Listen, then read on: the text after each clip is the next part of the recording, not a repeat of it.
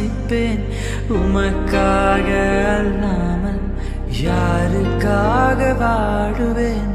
நம்புங்கப்பா உந்தன் பிள்ளையை,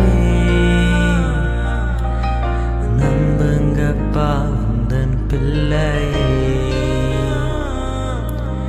நம்புங்கப்பா உந்தன் பிள்ளையை.